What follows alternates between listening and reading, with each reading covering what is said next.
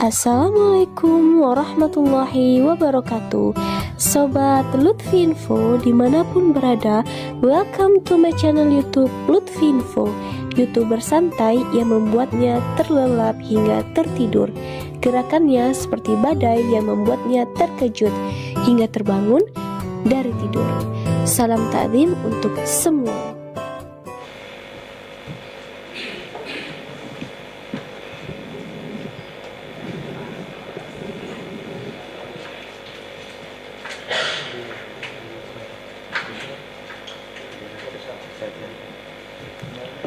Sudah ya. Bismillahirrahmanirrahim. Pak Jaksa, penasihat hukum sudah siap ya? Sidang lanjutan perkara pidana, kita masih melanjutkan untuk terdakwa Gus Nur ya. Sidang lanjutan untuk perkara pidana nomor 318 atas nama Sugi Nur Harja akan dibuka kembali dan dinyatakan terbuka untuk umum. Silakan terdakwa Gus Nur dibawa masuk. Terdakwa Gus Nur Sugi Nur alias Gus Nur.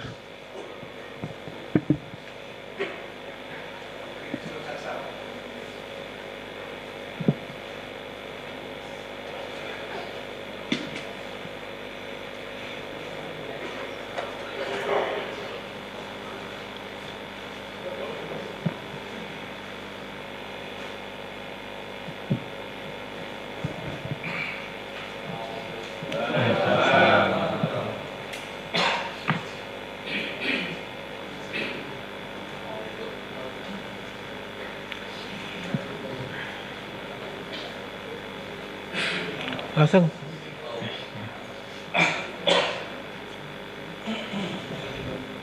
Oke. Saudara terdakwa Gus Nur hari ini sehat? Alhamdulillah sehat. Ya, bisa kita lanjutkan, Ge. Jadi kita hari ini agendanya melanjutkan pemeriksaan saudara sebagai terdakwa yang kemarin sempat tertunda. Untuk kemarin Majelis Hakim sudah bertanya, giliran berikutnya kami berikan kepada jaksa penuntut umum untuk mengajukan beberapa pertanyaan kepada terdakwa. Silakan. Terima kasih Majelis Hakim. Saudara terdakwa ya. Dalam persidangan minggu kemarin saudara mengatakan tidak pernah mondok di pesantren ya. Iya betul. Saudara mengatakan juga tidak hafal Al-Quran ya. Iya. Pada akhirnya mengajak Bambang Tri bermubahalah yang menurut ahli agama yang telah kami hadirkan itu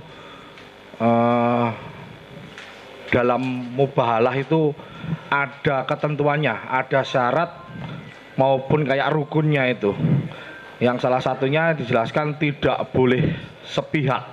Jadi ada yang menuduh, ada yang dituduh dan ada hakim kalau tidak salah dalam persidangan dulu. Itu tanggapan saudara gimana terhadap ini proses mubahalah yang saudara lakukan itu? Baik. Majelis Hakim mohon menjawab. Ya, tidak pernah mondok bukan berarti tidak bisa ngaji ya. Saya bisa ngaji, saya pendakwah, saya ustadz ya, dan saya punya banyak jamaah. Jadi tidak pernah mondok bukan berarti tidak pernah ngaji. Dan bukan berarti tidak paham mubahalah. Saya paham mubahalah, saya paham hukum dan rukunnya. Dan di dalam agama Islam itu ada yang namanya ijtihad. Jadi kalau di dalam konteks tafsirnya Al-Imran 61 itu tidak terjadi mubahalahnya karena yang satu mengundurkan diri. Itu konsepnya begitu. Nah, tapi dalam agama Islam orang boleh berijtihad. Berijtihad itu merenung ya, improvisasi kalau bahasa Indonesianya. Yang penting tidak terlalu jauh keluar dari konteks. Nah, kurang lebih seperti itu. Saya paham mubahalah intinya. Oh, saudara paham ya? Ya. Meskipun menurut ahli yang kami hadirkan itu tidak sesuai ketentuan ya. Nah, sekarang gini, saya lengkapkan. Ya. Menurut saya, kalau bicara soal KUHP atau KUHAP ya, bicara soal hukum itu kan semua ada wilayahnya.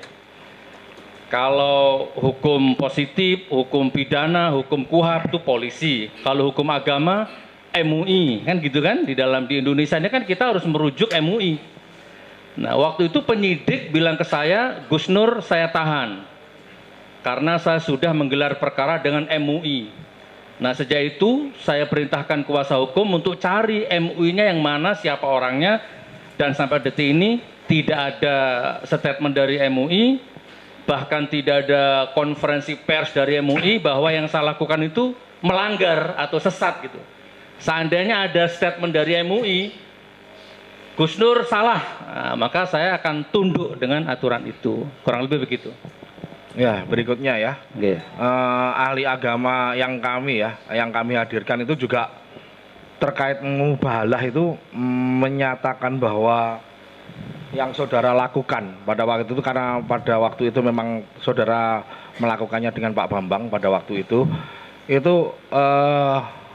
pernyataan saya masih kutip kayak gitu, bahwa itu sama saja kalau tidak salah itu yang catatan saya ini menuduh dengan sumpah. Terhadap statement ini apa tanggapan saudara? Coba saudara jaksa diamati mubalah itu ada nggak yang dituduh di situ? Mubalah itu pure 100% saya membimbing orang. Karena orang ya kalau mau kata-kata menuduh berarti saudara Bambang Tri bukan saya. Bambang Tri menuduh orang, saya klarifikasi, saya tes kejujurannya. Jadi mubahalah yang saya lakukan bukan bermaksud untuk menuduh seseorang, tapi untuk membuktikan apakah saudara Bambang Tri ini jujur atau bohong. Begitu saudara. Oke, kami lanjutkan ya. Ada pernyataan saudara dalam konteks dalam perkara ini, bahwasanya kalau tidak percaya atau meyakini apa yang telah diomongkan oleh Bambang Tri, ya, maka tidak percaya dengan Al-Quran. Ya. Apa maksud itu? Maksudnya? Baik, jaksa penuntut umum, seandainya ya saya itu benci sekali dengan Anda, seandainya ya, saya tuh benci dengan Anda, saya marah dengan Anda, tapi pada suatu ketika tiba-tiba Anda ini bermubahalah, tiba-tiba ada Al-Quran di atas kepalanya Anda, maka akan saya buang kebencian saya hari itu juga, dan saya akan percaya dengan apapun yang Anda ucapkan. Jadi itu ijtihad saya dan itu iman saya. Kemarin di sidang yang kemarin saya sampaikan, pelacur sekalipun, seandainya dia dituduh, terus dia berani bermubahalah, maka saya harus mempercayainya. Kalau saya tidak mempercayai si pelacur itu, otomatis Al-Qur'annya akan kesangkut. Berarti saya juga nggak percaya dong sama Al-Qur'annya berarti. Itu prinsip saya. Iya.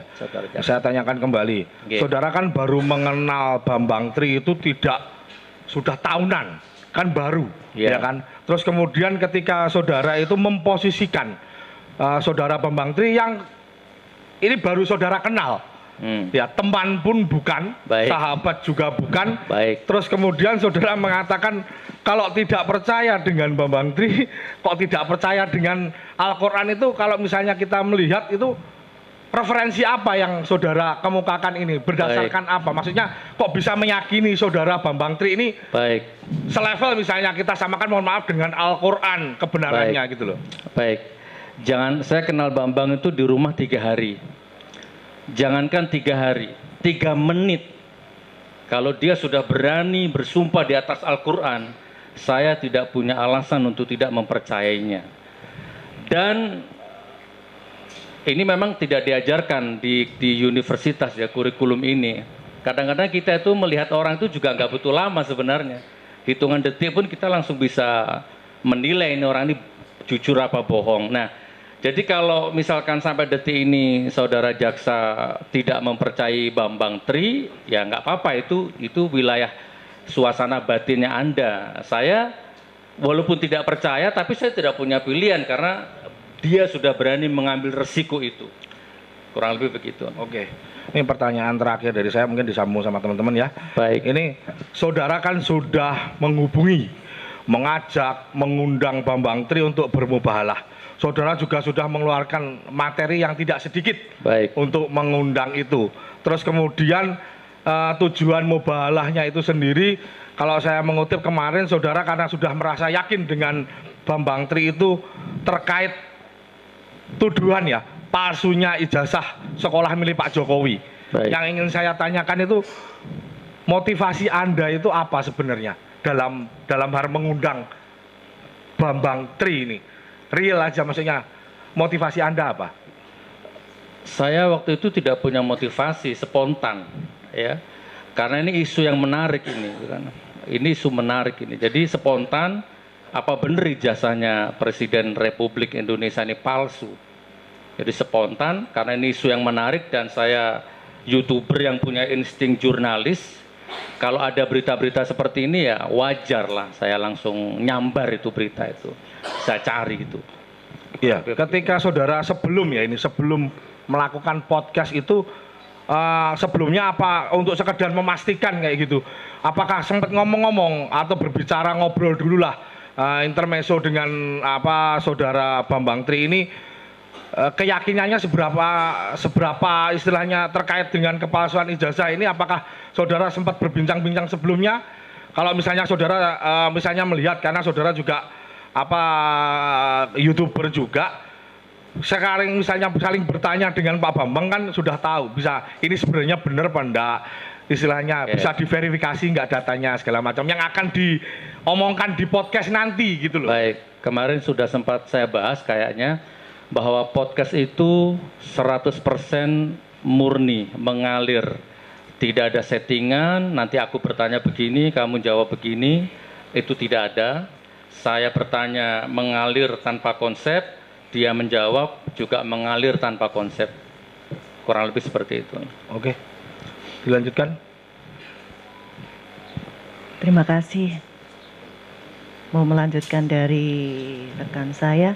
Baik. Kemarin dari persidangan sebelumnya ya, kalau saya tidak salah catatan saya, saudara terdakwa ini SD sampai kelas 5. Kelas 5 ya. Di SD Ketanen, Gempeng, Bangil, Pasuruan. Berarti terdaftar di sana ya. Betul. Karena kelas 5, apakah saudara terdakwa punya ijazah? Tidak. Tidak. Menurut saudara, saudara tidak punya ijazah SD berarti ya. Apakah seseorang yang tidak punya ijazah SD bisa melanjutkan ke SMP? Sekarang bisa kejar paket C. Kalau Misalkan, SD-nya negeri, bisa tidak pada waktu itu? Misalnya tahun kalau SD ya 80-an, sekitar 80-an, bisa tidak punya ijazah, belum lulus, kemudian masuk ke SMP. Kira-kira bisa tidak? Jadi pertanyaan ini membawa saya kembali ke masa kecil saya. Ya. Jadi saya tidak bisa menjawab pertanyaan ini karena pada masa-masa itu saya sudah sibuk main debus, saya sudah sibuk bertarung dengan nasib, ya. Jadi saya tidak bisa menjawab pertanyaan ini. Itu kan pertanyaan formalitas pendidikan dan waktu itu saya nggak ngikuti. Tidak berjawab ya. Okay. Ini kan podcastnya yang menarik waktu itu, Bambang Tri kemudian diajak oleh saudara terdakwa di dalam channel saudara, kaitannya kan dengan ijazah Jokowi palsu. Sempat tidak ditanyakan kepada Bambang Tri, palsunya di mana toh? Baik. Pernah ditunjukkan tidak ijazah palsunya seperti apa? Baik, Ibu Jaksa, pertanyaan saya soal ijazah palsu kepada Bambang Tri di podcast itu yang durasinya 1 jam itu, saya yakin sudah tuntas, tas ya. Dan beliau jawabnya, Bambang Tri jawabnya nomornya palsu ya. Jadi yang dicuri menurut Pak Jaksa itu ijazahnya Joko Wahyudi yang dicuri itu sebenarnya bukan ijazah fisiknya, tapi nomornya ya. Kemudian dari abjad ejahannya, kemudian dari apa lagi tadi, nomor induk dan macam-macamnya itu. Sempat ditunjukkan nggak fisiknya ijazah palsunya? Sempat ditunjukkan tidak? Tidak, hanya menunjukkan buku yang Bambang Tri bawa itu. Oh, tapi nggak ditunjukkan ijazah palsunya ya? Tidak, karena Bambang Tri tidak punya ijazah palsu. Bambang Tri punya data A, B, C sampai Z tentang kepalsuannya. Karena kemarin tadi kan bilang nomornya yang dicuri. Kemarin sempat ditanyakan kepada Joko Wahyudi, nomor ijazahnya berapa? Dan ketika kita tanya legalisir yang ijazah legalisir Jokowi nomornya berbeda. Sempat di ini enggak? Bu Jaksa, coba Bu Jaksa nanti tonton lagi podcastnya, itu sudah komplit. Jadi kalau Ibu Jaksa menanyakan wilayah ijazah ini saya nggak bisa jawab karena itu domainnya Bambang Tri. Bambang Tri ya. Ya, saya itu hanya intinya seorang. Berarti saudara tidak ditunjukkan ya, tidak ditunjukkan fisiknya ya. Tidak. Saya cuma pengen tahu itu aja. Tidak. Ditunjukkan tidak. Tidak. Tidak ya, hanya jadi ceritanya Betul. Bambang Tri. Kemudian saya juga ini, ijazah SD palsu. Berarti ijazah SD itu usia anak SD itu kan lulus kan sekitar 12 tahun ya. Kira-kira kita membayangkan di anak SD ini memalsu ijazah. Apalagi ini Jokowi. Kita fokus ke ijazah Jokowi. Usia 12 tahun Jokowi waktu itu punya kehebatan apa seorang Jokowi bisa memalsukan ijazah? Oke, saya rasa itu kalau memang terjadi pemalsuan ya, saya rasa bukan pada waktu itu, tapi waktu saat sekarang beliau menjabat jadi presiden, mencalonkan diri jadi presiden, dibutuhkan ijazah ini SMA minimal kan sederajat. Mungkin saat ini seandainya terjadi pemalsuan itu Ibu Jaksa ya. Jadi bukan waktu SD menurut persepsi iya. saudara. Betul. Nah, tadi makanya ini kan saya tanya, kalau orang nggak punya nggak lulus SD, apa bisa masuk SMP? Apalagi SMP 1, SMP favorit setahu saya dari dulu. Jadi gini aja Ibu Jaksa, saya ringkas pertanyaannya Ibu Jaksa sebagai dengan sudut pandang saya. Kan bacaan kita berbeda ya. Jadi menurut saya di dunia ini apa sih yang tidak bisa terjadi? Ya kan? Anak kandung menghamili ibu kandung aja ada, apalagi cuma urusan pemalsuan ijazah. Dan itu kan sudah ada contohnya. Misalkan wali kota siapa JR Saringi atau mana itu ya. Dia waktu wali kota lulus 2 periode, begitu nyalon gubernur baru ketahuan kalau ijazahnya palsu kan. Ada ini juga karena Omar. Kan ijazahnya yang palsu nggak hanya SMA, dari perurutan loh, dari SD, SMP, SMA. Berarti Bu anak Jaksa, SD. silahkan pertanyaan itu nanti arahkan ke Bambang Tri semua. Dia akan menjawab. Tidak nanti ditunjukkan ya, waktu juga nggak diceritakan ya. Tidak. Apakah saudara juga tidak diceritakan? Misalnya ada fakta, oh ternyata Jokowi itu tidak pernah lulus dari SD. Itu semua sudah diceritakan di dalam podcast sama Bambang Tri. Tuntas. Kalau saya baca kan cuma ijazahnya palsu, tapi apakah di luar podcast pernah tidak disampaikan kalau ternyata Jokowi itu tidak pernah SD, tidak pernah bersekolah di SD, tidak pernah bersekolah di SMP, tidak pernah mengenyam pendidikan SMA. Pernah tidak fakta itu disampaikan? Bambang Tri pernah ngomong sama saya gini. Jadi gini Bu Jaksa ya. Orang yang apa itu istilahnya, gimana bahasa saya ya, yang dipermasalahkan bukan tidak pernah sekolah gitu loh. Yang dipermasalahkan Bambang Tri itu Pak Jokowi pernah sekolah ya, ini yang dipermasalahkan ijazahnya. Sama dengan saya pakai analoginya kuasa hukum kemarin, kalau saya ditanya polisi di tengah jalan, Mas mana SIM-mu, maka saya tunjukkan SIM aslinya, selesai masalah. Tapi kan saya berbelit-belit, saya datangkan teman-teman saya waktu ngurus SIM bareng-bareng, kan nggak menyelesaikan masalah. Kalau menurut analogi saya, sidang ini begitu ceritanya. Nah, saya juga mau tanya, waktu podcast itu dia bawa ijazah yang palsu tidak, Bambang Tri? Ya, tunjukkan tidak?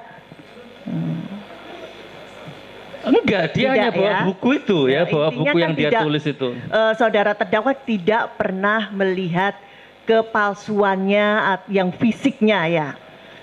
Yang diceritakan Bambang Tri itu bukan kepalsuan fisiknya ya, tapi apa tadi itu, abjadnya, ya, kan warnanya, ijazahnya kan. Betul. Ya, kan? Lebih baik Bu Jaksa tanya soal ini aja ke saya, soal mubalahnya atau soal niat saya atau soal motivasi saya, baru saya bisa jawab gitu. Nah sekarang kalau soal mubahalah, kemarin saudara menerangkan itu intinya kan sumpah minta laknat kepada Allah. Iya. Nah padahal ini saya yang ya agak orang awam, tidak mendalami seperti saudara soal yang ulama. Allah itu kan maha pengampun. Allah itu maha pemurah, Allah itu maha penyayang. Bagaimana kalau setiap saat di perkara-perkara yang ibaratnya bukan masalah akidah, masalah simpel-simpel, harus Allah diminta untuk melaknat. Bagaimana pendapat saudara terdakwa? Seandainya Bambang Tri itu bohong, maka dia akan dilaknat sesuai dengan mintanya. Tapi seandainya Bambang Tri bertaubat minta ampun, Allah maha pengampun. Sebesar apapun dosa di dunia ini, bunuh 1000 orang aja masih diampuni sama Allah ya. Kecuali satu dosa yang tidak bisa diampuni, itu meninggalkan sholat. Jadi sebesar apapun dosa kita, Allah maha pengampun. Iya. Karena kesannya kalau mubahalah minta laknat, seolah-olah Allah itu maha melaknat. Padahal Allah itu tidak maha melaknat. Allah maha melaknat. Allah maha segala-galanya. Sebentar, Tolong sebentar. pengunjung tenang Allah dulu, itu tenang. maha suka-suka dia. Pengunjung tenang dulu, pengunjung tenang ya. Oke. Jadi kalau ibu baca Asmaul sebentar. Kalau ibu jaksa baca Asmaul Husna yang berjumlah 99 itu komplit. Maha kasih sayang, maha roman, maha suka-suka gue ya. Dan Allah maha murka ya. Allah maha melaknat juga, suka-suka Allah. Tapi kan Allah juga maha pengampun, intinya begitu. Yang sering ditampilkan di dalam podcast itu kan seolah-olah ini kok Allah itu maha suka kita minta Allah melaknat. Kenapa tidak Allah maha pengampun ini yang ditonjolkan? Kan yang dilaknat Bambang Tri, bukan siapa-siapa ya. Nggak melaknat orang, melaknat Bambang Tri. Kemudian untuk melanjutkan tadi ada rekan saya menanyakan soal mubahalah. Adakah dalil atau mungkin ini pernah selain saudara yang pakai konsep mubahalah yang seperti di podcast, adakah yang lain, ulama yang lain yang pakai konsep mubahalah seperti saudara? Setahu saya belum ada, tapi ada sumpah pocong. Makanya mubahalah ini beda daerah, beda kultur, beda kearifan lokal, orang juga punya ijtihad. Pada prinsipnya sama, mubahalah ada Al-Quran tapi pakai sumpah pocong. Di masjid ya, di Madura sering terjadi, di Banyuwangi sering terjadi, dituduh punya ilmu santet. Karena nggak terima terjadilah mubahalah.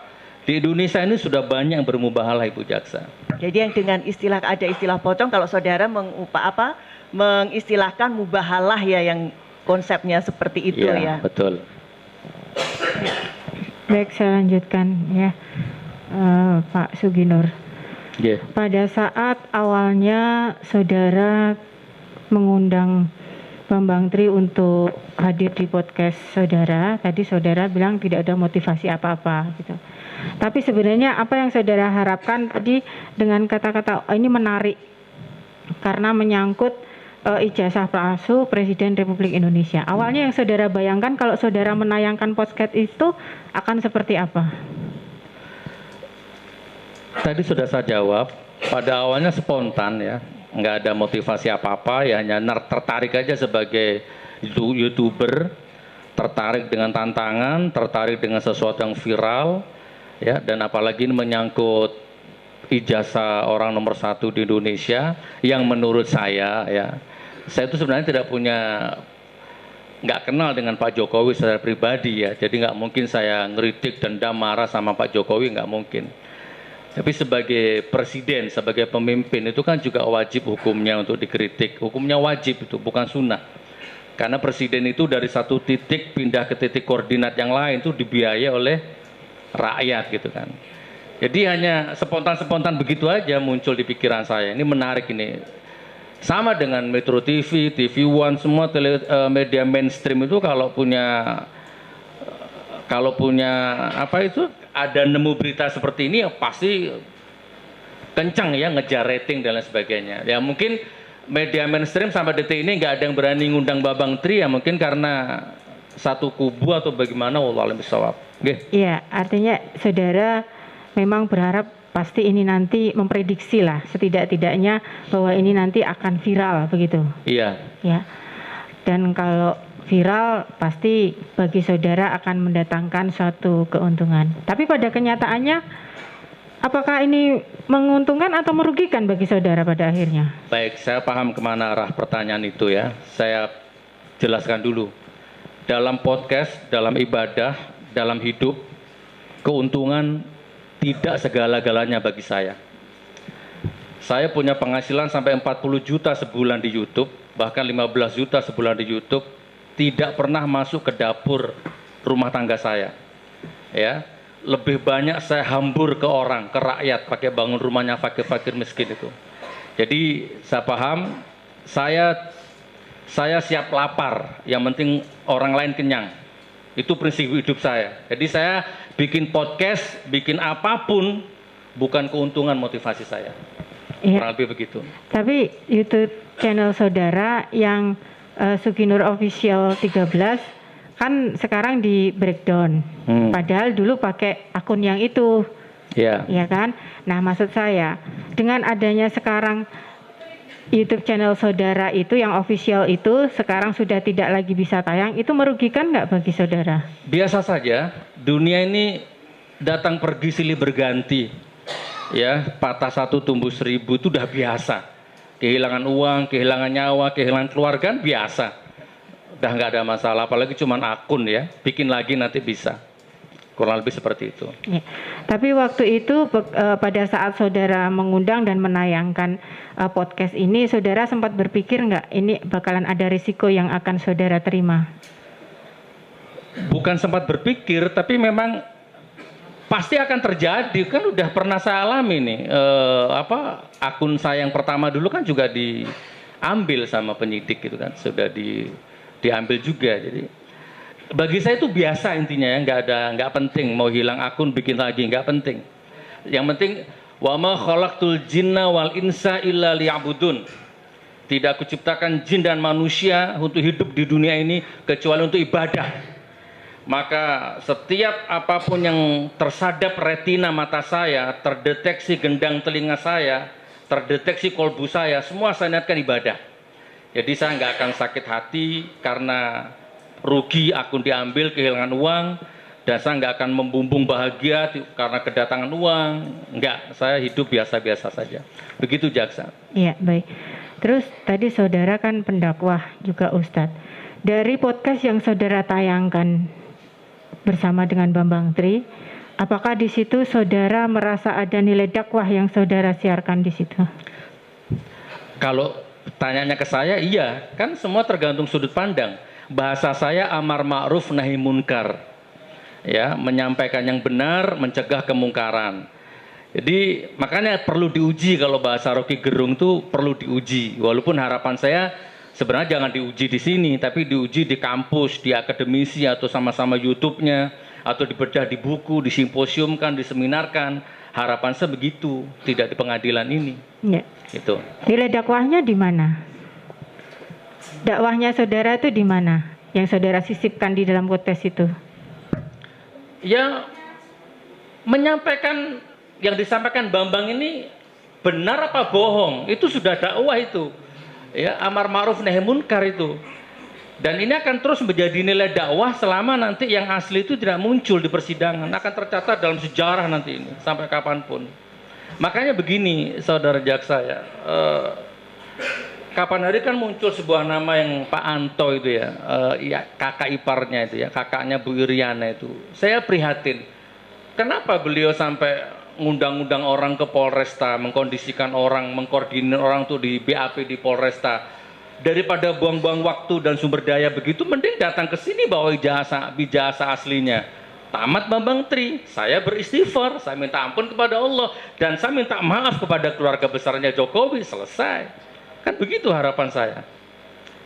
Motivasi saya begitu. Iya, sama dengan saudara. Semua yang mendengar itu pasti pengen tahu apakah saudara Bambang Tri itu bohong atau tidak.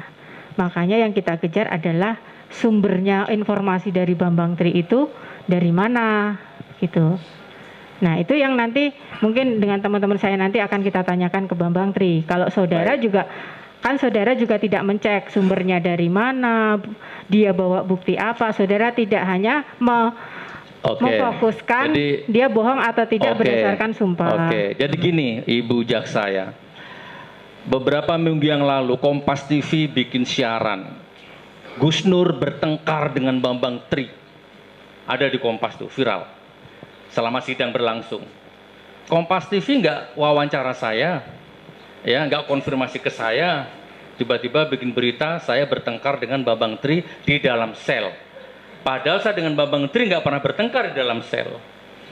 Nah, tapi katanya kalau saya pakai istilah Rocky Gerung, hoax itu diciptakan mungkin untuk memancing sesuatu perdebatan yang positif. Ya udah saya cuekin aja, saya nggak lapor, saya nggak ngapa-ngapain. Nah, maksud saya biasa dalam hal seperti itu biasa. Saya tanya, ini saya sudah mending Bambang Tri tak panggil ke rumah. Kalau saya mau niru Kompas TV kan bisa saja. Bikin siaran sendiri tanpa mengundang Bambang Tri kan bisa saja. Itu sudah mending saya undang 1 jam lebih itu ngomong. Nah, nanti silakan Anda bedah itu Bambang Tri itu. Bagaimana itu? Ya, baik. Saya tanya satu lagi Pak Suginur. Ya. Pak Suginur punya panutan atau tokoh idola? Punya. Rasulullah Nabi Muhammad SAW. Ya. Kalau baik. Bentar, jangan ribut. Dari Rasulullah tersebut, inspirasi apa dalam kehidupan sehari-hari Pak Bambang yang Pak Suginur yang ditiru dari Rasulullah? Kalau waktu podcast dengan Bambang Tri, saya nggak ingat Rasulullah sama sekali, kan nggak ada hubungannya. Ya, kalau Anda nanya hidupnya Gus Nur sehari-hari apa yang diambil dari Rasulullah, baru saya bisa jawab. Ya, kalau dalam konteks ini ya kan kita tidak tahu. Kalau yang saya tanya di podcast itu, adakah dari podcast itu yang saudara teladani dari Rasulullah? Yang tindakan Rasulullah yang sama dengan yang saudara lakukan di podcast itu ada nggak? Amar ma'ruf nahi munkar itu jak saya. Kalau diringkes seperti itu intinya. Ya, tabayun. Itu kan juga ajaran Rasulullah. Rasulullah mengajarkan tabayun. Saya panggil Bambang Tri untuk melakukan tabayun secara resmi. Ya, jangan biarkan keringat orang tuh mengering sebelum dipenuhi haknya. Saya bayar, bahkan Bambang Tri belum nyampe ke rumah sudah saya transfer bisyarahnya gitu kan. Banyak kalau mau diperinci satu-satu banyak. Tapi saya ini umatnya Rasulullah ya, dan saya bisa hidup tanpa angin, saya bisa hidup tanpa matahari, saya bisa hidup tanpa apapun saja, terserah. Tapi saya nggak bisa hidup tanpa syafaat Nabi Muhammad SAW.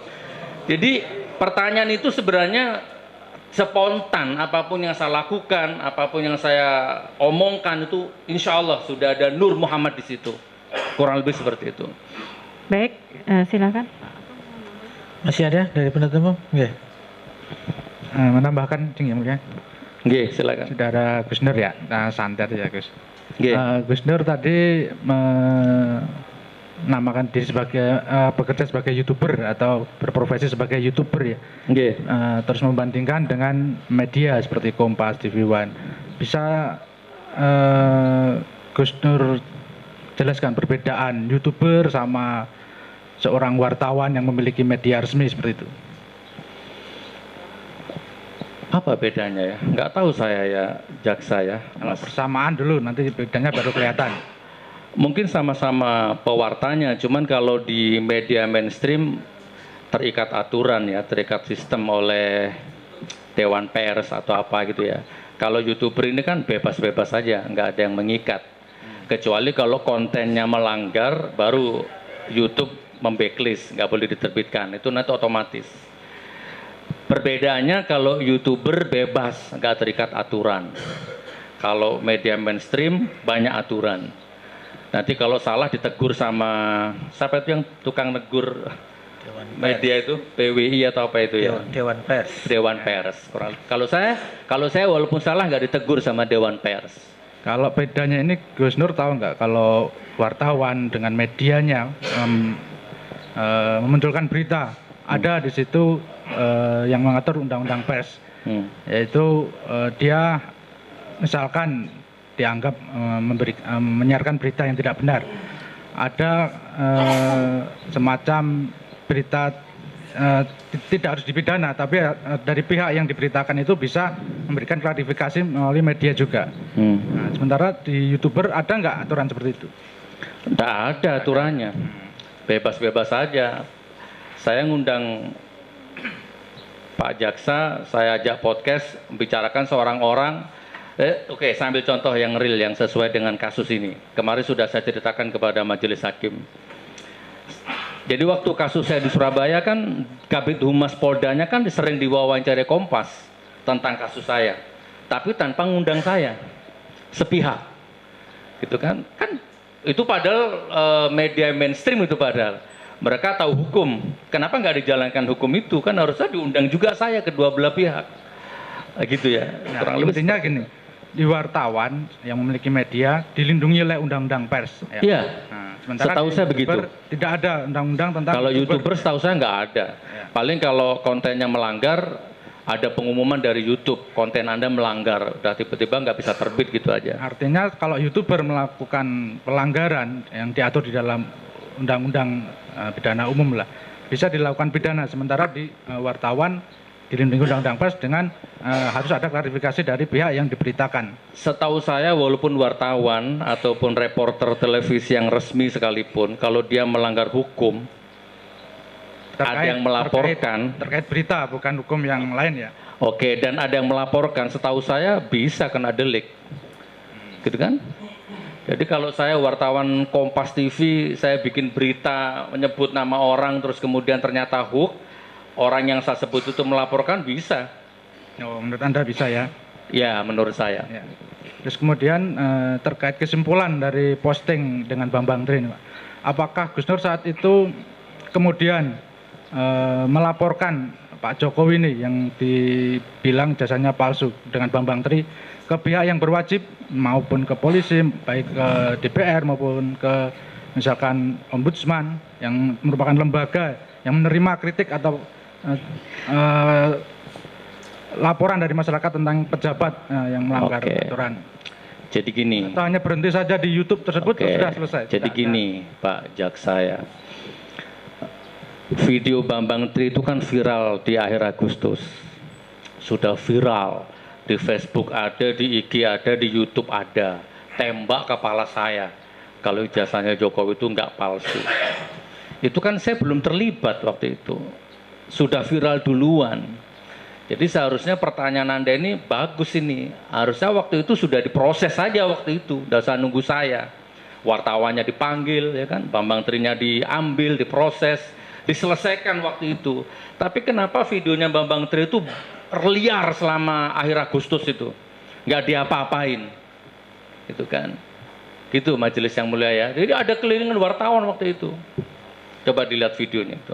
Baru saya yang memanggil. Belum ada yang lapor. Belum ada yang lapor gitu kan. Gus Nur sendiri yang dilaporkan. Nah, harusnya kalau hukum ditegakkan atau apapun motivasinya presiden, apapun motivasinya polisi, apapun motivasinya sistem di Indonesia ini, hukum di Indonesia ini, kalau memang menegakkan keadilan, jangan nunggu berminggu-minggu, menit itu juga ciduk, proses, tegakkan. Intinya pertanyaan saya tadi, apakah terdakwa Gus Nur kemudian ada inisiatif, oh ayo kita laporkan nih, karena ini udah melawan hukum, udah memalsukan dokumen, memalsukan ijazah. Hampir sama seperti itu, cuma tidak seperti itu. Motivasi saya udah kalau gitu tak panggil aja. Nggak ada saya berpikir lapor polisi itu, karena memang mindset saya itu saya malas berurusan dengan polisi.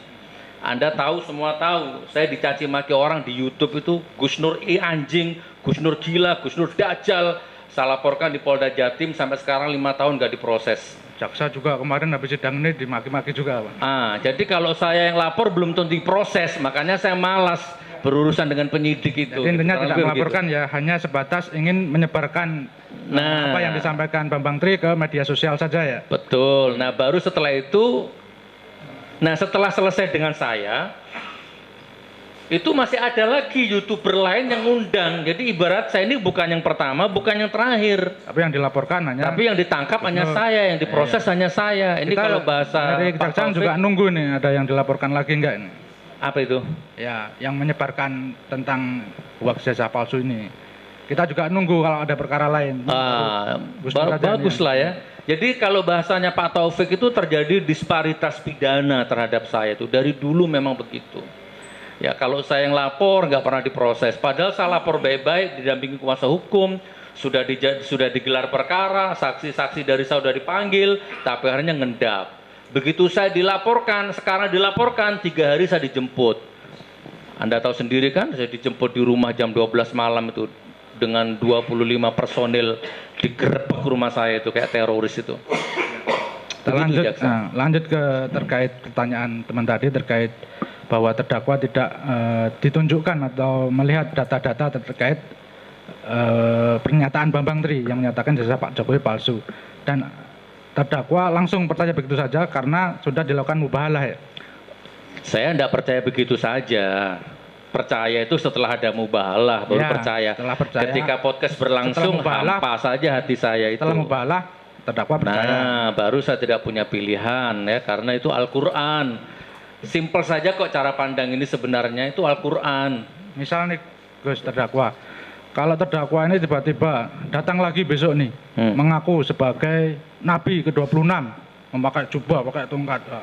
Terus terdakwa melakukan mubahalah terhadap Bambang Tri. Dan kan Bambang itu Tri sudah di Al-Quran sudah dinas, nggak ada Nabi lain selain Nabi Muhammad. Loh, kalau dia sudah berani mubahalah, itu ada rumusnya, beda ya.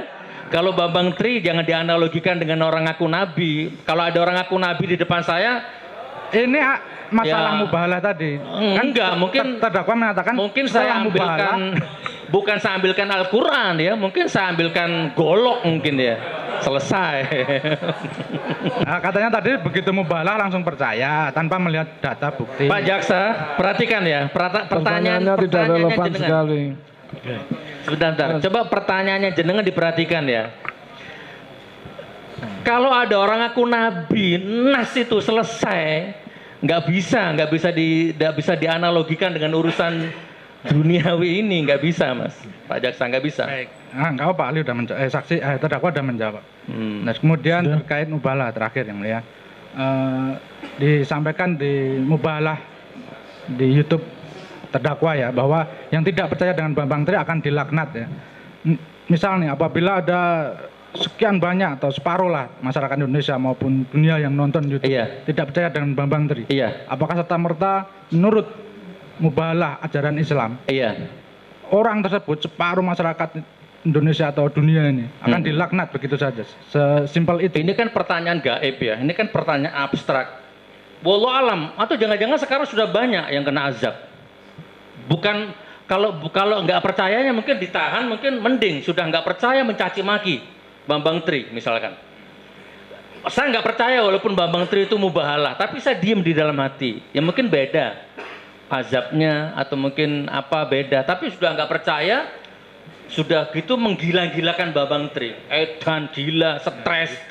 Mungkin wallahualam bisawab. Jangan-jangan sudah ada itu yang diazab. Berarti tetap dilaknat mereka ya? Iya. Itu ijtihad saya, siapapun. Mas Agung silahkan mubahalah, saya nggak punya pilihan. Maka saya akan percaya apapun yang diucapkan Mas Agung. Nas itu sudah bagi saya, karena Al-Quran pedomannya gitu kan. Di atas kepala itu Al-Quran. Maka ijtihad saya melebar, meluas. Makanya kenapa banyak pejabat rata-rata hidupnya berantakan rumah tangganya, karena dia melanggar sumpah jabatannya. Al-Quran itu di atas kepalanya, nggak ada. Ini bisa salah bisa benar majelis yang mulia ya.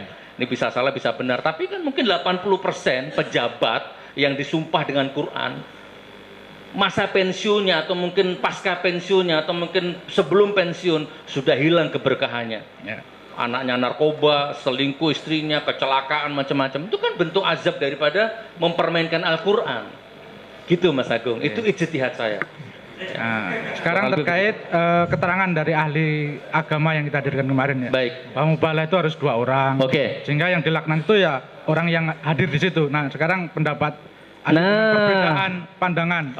Saya jawab 2 poin ya. Pertama, saya ikuti logikanya jaksa atau logikanya saksi agama dari jaksa. Nah, lah, rukunnya kurang karena nggak dua belah pihak. Sekurang-kurangnya rukun mubahalah itu tidak mungkin sampai jatuh hukum menodai, Pak Jaksa. Sebagaimana sholat aja kalau misalkan lupa wudhu, lupa rokaat aja nggak ada itu dalil menodai agama, nggak ada ya, paling cuma batal, ditegur kan begitu ya. Sama mubahalah itu kalau mau saya pakai logikanya jenengan, saya setuju. nggak sah mubahalahnya. Saya terima, tapi jangan terus saya distempel penoda agama. Itu yang saya nggak terima. Nah, poin yang kedua, mohon maaf. Sekarang gini aja, bagaimana kalau saya ikuti sarannya saksi agama yang jaksa hadirkan waktu itu? Waktu itu saksi agamanya mengatakan begini, mubahalah itu harus dua pihak, dan harus dilakukan di pengadilan di depan hakim. Itu yang ngomong saksi agama, bukan saya. Ada hakim ya. Nah, bagaimana kalau seandainya itu sekarang diterapkan? Siapa di ruangan ini yang tidak percaya? Gini, saya demi Allah bukan penoda agama. Nah, sekarang siapa di ruangan ini yang tetap memaksa menuduh saya penoda agama misalnya? Mumpung ada hakim, mumpung ada dua belah pihak, bagaimana kalau sekarang kita mubahalah di sini? Siapa yang dusta, dia dilaknat. Saya bukan penoda agama, saya bukan penista agama. Hidup mati saya demi menegakkan agama. Anak saya hafal Quran, ya. Hidup mati saya untuk menegakkan agama Allah, mana mungkin sama noda agama. Jadi kalau misalkan, mohon maaf ya, Pak Jaksa, Pak Penyidik tetap ngotot Gus Nur penoda agama, ya sudah, daripada buntu, ayo mubahalah di depan Pak Hakim. Tempat terserah di mana. Mohon maaf Mas. Itu karena lebihnya Mas. Masih ya. ada? Terkait Kembali lagi ke pertanyaannya seputar dakwaan aja Pak Jaksa ya, biar jangan terlalu melebar ke masalah agama. Terdakwa tadi mengatakan hafal Al-Quran ya, terkait ayat Al-Hujurat ayat 6, bisa ahli jelaskan nih terkait dengan... Saya belum hafal, apa? Tentang apa? Ya, saya bacakan artinya. Silakan. Ya. Hai orang-orang yang beriman, jika datang kepadamu orang yang fasik membawa suatu berita, maka periksalah dengan teliti, agar kamu tidak menimpakan suatu musibah kepada suatu kaum tanpa mengetahui keadaannya yang menyebabkan kamu menyesal atas perbuatanmu itu. Baik. Apakah sudah melakukan... Taruhlah Mas Bambang Tri itu orang fasik. Saya ikuti logika ayat itu. Anggap saja Bambang Tri itu orang fasik. Kan sudah saya undang, saya tabayun. Nah, kemudian fokusnya, periksalah dengan teliti. Nah, apakah terdakwa sudah melakukan pemeriksaan dengan teliti? Podcast itu termasuk memeriksa dengan teliti hampir 1 jam itu. Nah, sekarang tugasnya jaksa nanti memproses dia untuk dengan teliti. Periksa. Kalau tugasnya sudah selesai itu, sudah saya periksa dengan teliti. Tapi karena tetap saya nggak percaya, mubahalah itulah yang terjadi akhirnya. Sudah saya periksa Pak. Ya, gitu kan. Kurang lebih seperti itu. Makasih Gus. Udah cukup dari penuntut umum cukup nggih. Giliran berikutnya saya berikan kepada tim penasihat hukum, silakan. Terima kasih Yang Mulia Majelis Hakim. Saudara terdakwa, ada beberapa hal yang perlu kami aturkan, kami tanyakan. Yang pertama, yang kami tahu bahwa Gus Nur ini adalah seorang pegiat sosial, kemudian pendakwah. Ada beberapa banyak kegiatan sosial yang dilakukan oleh Gus Nur. Di antaranya mungkin bedah masjid, kemudian 1000 masjid untuk Nusantara, kemudian masjid darurat dalam bencana, kemudian masih banyak lagi, dan masjid-masjid itu masih proses pembangunan. Nah, yang kami tanyakan, semenjak saudara terdakwa atau Gus Nur ini ditahan, apakah ada dampak signifikan terhadap Gus Nur? Sampai tanyanya kok membaca supaya nanti tidak keliru.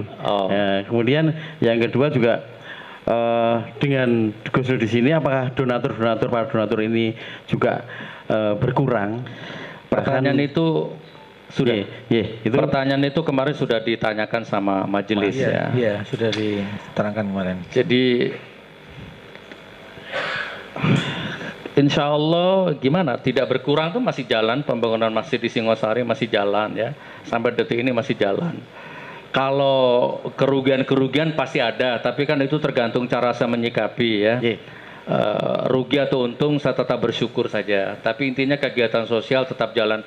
Bahkan kemarin yang banjir di Solo, kita terjun ke situ ya, tim banjir Solo. Ada ini bagian tim saya asesmen di Solo hadir. Kita membantu perahu karet, kita bantu dapur umum waktu banjir di Solo kemarin itu.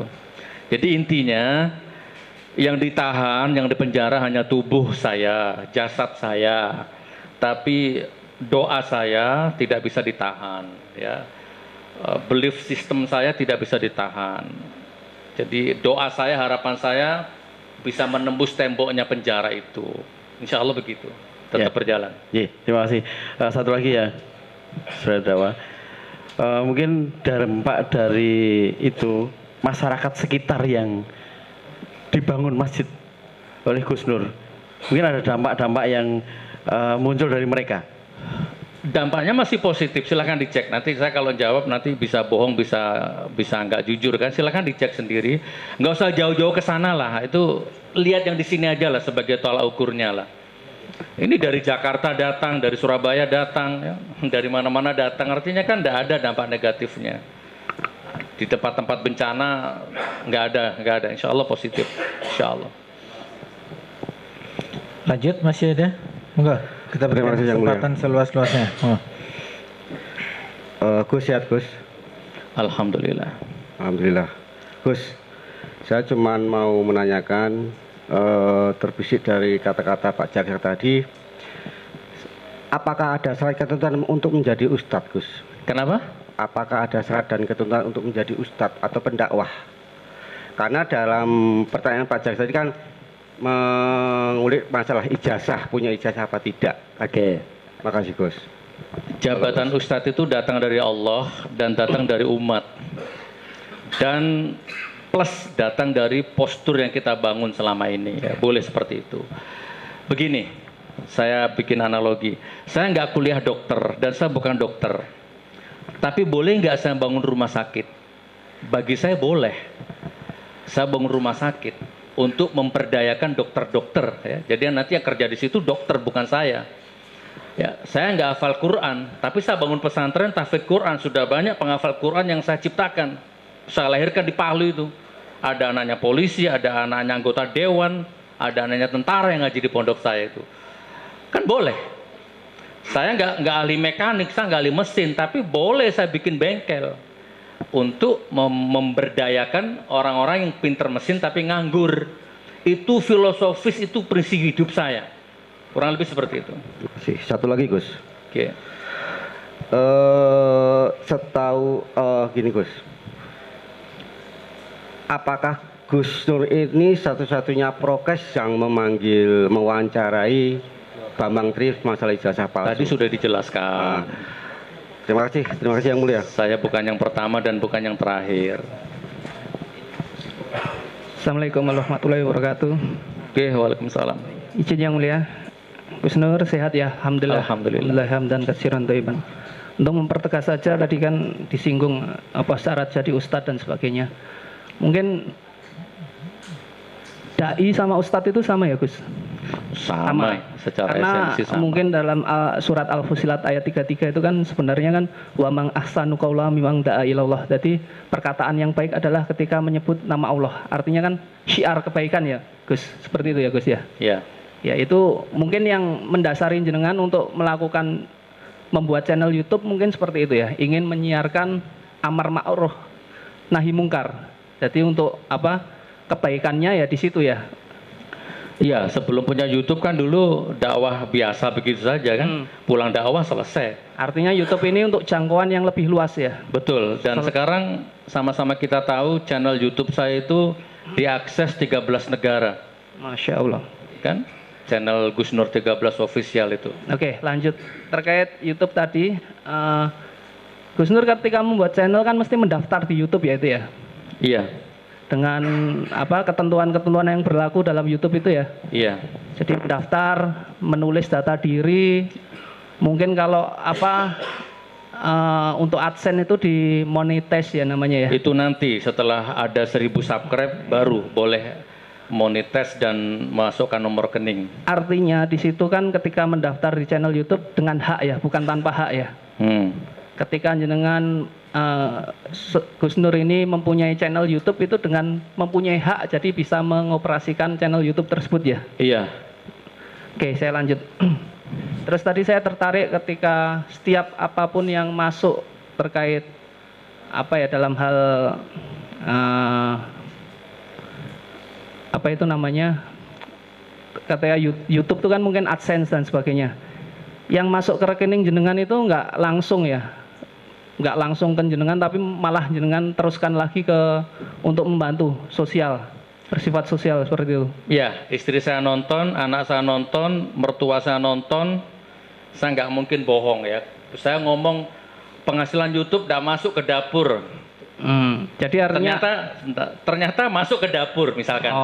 Berarti kan saya membohongi istri saya. Berarti saya ngajari bohong di tengah-tengah rumah tangga saya, dan nggak mungkin saya bisa membohongi orang, tapi saya nggak mungkin bisa bohongi keluarga saya. Berarti tidak dilakukan seperti itu ya, artinya pure untuk sosial semua ya? Iya, karena memang sudah yang ngantri banyak. Makanya kadang-kadang saya tuh gemes gitu, kenapa kok nggak saya jadi Menteri Keuangan aja gitu ya. Tak jamin nggak ada orang miskin gitu ya, nggak ada orang kelaparan gitu ya. Oke, tadi YouTube-nya di sini digunakan oleh Gus Nur untuk sarana menyebar kebaikan ya, syiar ya? Betul. Oke. Dan gini, kuasa hukum, saya tidak munafik gitu ya, 15 juta per bulan menurut kuasa hukum sedikit apa banyak?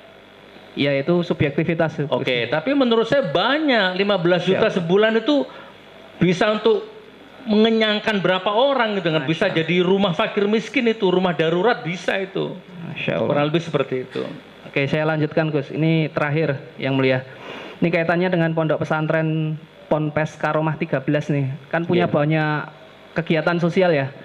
Salah satunya adalah agenda bedah rumah itu. Itu mohon dijelaskan Gus, gimana itu Gus? Agenda bedah rumah.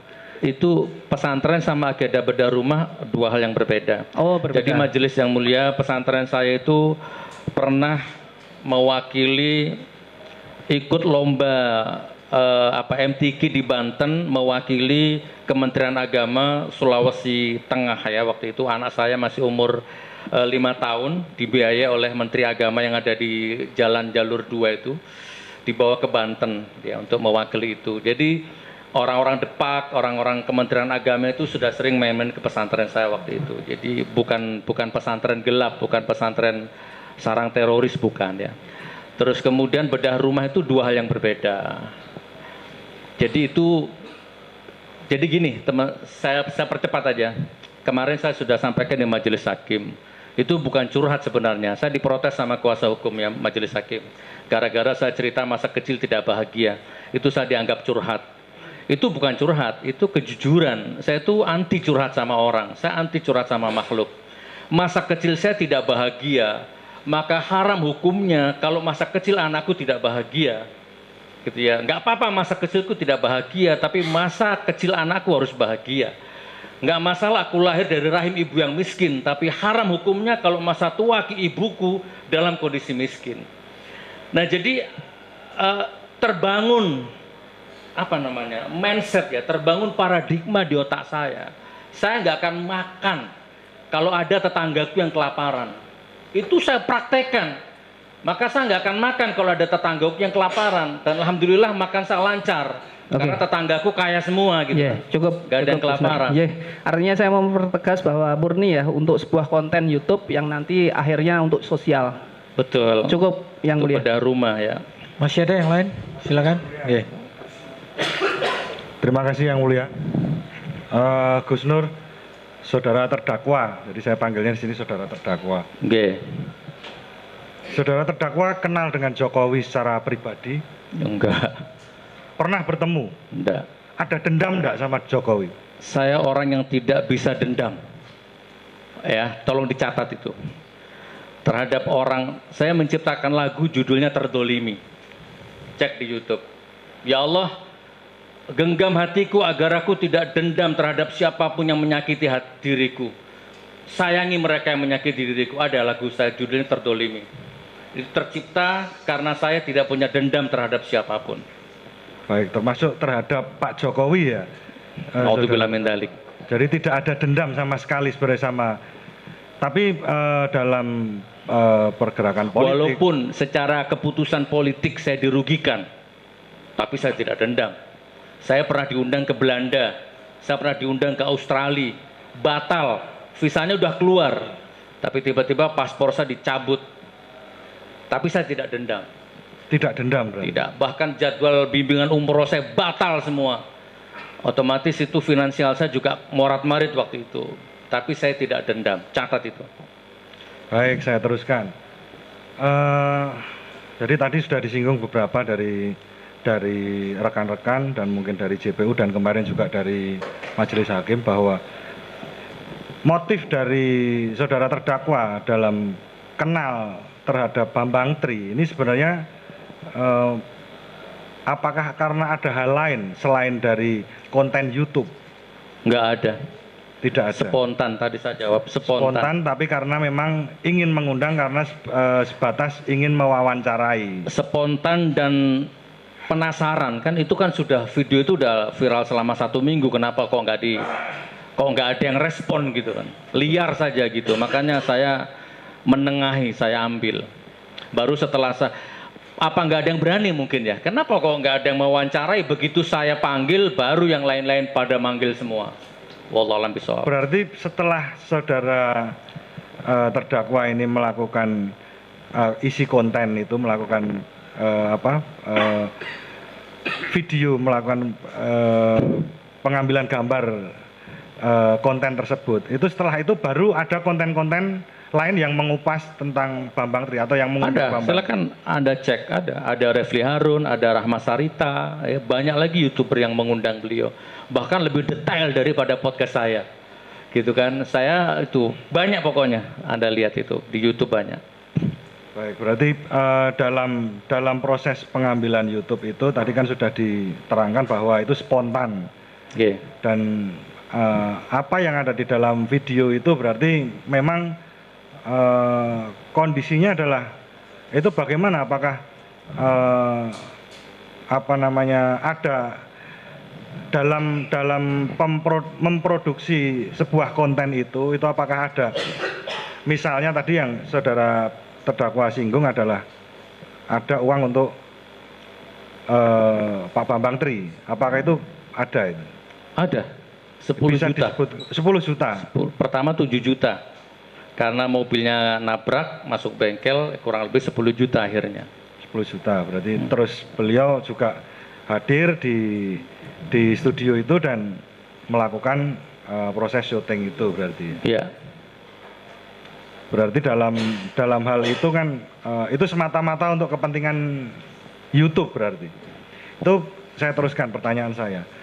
Dari YouTube yang saudara terdakwa buat, dari channel video yang saudara buat, itu apakah pernah ada juga untuk melakukan wawancara itu sebelum dengan Bambang Tri? Kenapa? Ada? Dari Gus Nur channel 13, itu apakah ada konten yang juga melakukan wawancara seperti itu? Banyak, narasumber saya bukan hanya Bambang Tri. Ada, jadi gini majelis yang mulia ya, konsep podcast saya itu misalkan ada, coba nanti dilihat itu, ada seorang ustadz, mohon maaf ya, jalannya pincang gitu kan, rumahnya ngontrak gitu kan, maka saya panggil podcast untuk edukasi ke orang lain, kan, pulangnya saya sangoni, rumahnya saya bedah, istrinya saya belikan mesin jahit, begitu kurang lebihnya. Jadi bukan hanya Bambang Tri saja, ada penjual koran yang jalannya cacat, dia kemana-mana naik sepeda ontel, saya panggil, pulangnya saya kasih sepeda motor. Kurang lebih begitu majelis. Bukan hanya Bambang Tri. Berarti bukan hanya Bambang Tri ya? Iya. Jadi Bambang Tri itu mungkin tidak tahu itu apes atau berkah, wallahualam, Allah yang tahu itu nanti. Ya. Terus dalam proses video itu kan ada, biasanya kan ada yang like, dislike dan lain sebagainya. Itu yang banyak yang waktu disiarkan di situ itu yang banyak yang like atau dislike. Kalau di akun saya 90% banyak yang likes, banyak yang suka. Kalau di akun saya, tapi di YouTube itu kan banyak akun-akun yang majelisnya mulia ya. Di YouTube itu banyak sekali akun-akun dia nggak pernah datang ke sini. Dia hanya nunggu hasil siaran ini baru dia ambil, dia potong bagian-bagian yang walaupun nggak salah dibikin salah gitu. Dibikin framing seolah-olah saya ini penjahat gitu kan. Memang ada seperti itu, nggak apa-apa, namanya pro kontra. Kalau senang semua namanya pro-pro kata Rocky kan. Dan masalahnya kan sunatullah. Saudara terdakwa ini kan posisinya ada di, mungkin saat ini ada di kontra ya. Tapi kalau seandainya itu mungkin ada di kontra. Di kontra, maksudnya siapa? Kontra dengan pemerintahan. Tidak juga atau bagaimana? Menjelaskan posisi itu kan politis. Sah gitu kan, itu kan sah. Saya kalau makan di rumah makan tuh dipotong 10% Pak. Saya beli mobil, saya memperpanjang surat itu dipotong pajak 10%. Digaji itu, untuk gaji pemerintah itu wajib hukumnya dikritik. Kritik bukan dicaci, mengkritik bukan mencaci. Saya nggak pernah mencaci. Ya, tidak ada saya mencaci itu. Kalau yang komen biasalah itu, caci maki sesama komen itu kan biasa itu. Saya nggak pernah mencaci. Baik, saya lanjutkan. Dari video tersebut, terus saya berlanjut ke yang tadi sebenarnya sudah banyak itu ditanyakan dari rekan-rekan juga.